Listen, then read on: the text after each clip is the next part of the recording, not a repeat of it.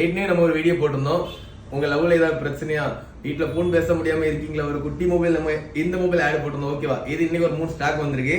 அதுக்கப்புறம் இன்னைக்கு வந்திருக்க ஸ்டாக், அதுக்கு அடுத்த மாடல், அதே சேம் பிராண்ட் தான், அதுக்கு அடுத்த மாடல் வந்திருக்கு. கச்சடால மாடலை பார்த்துக்கோங்க.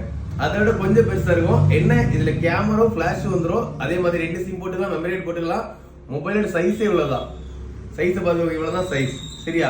இது வந்து எதுக்கு யூஸ் ஆகுன்னு உங்களுக்கே தெரியும். அது வந்து 100% மாட்டாது, இதுவும் மாட்டாது. எனக்கு தெரிஞ்சு இதுவும் மாட்டாது.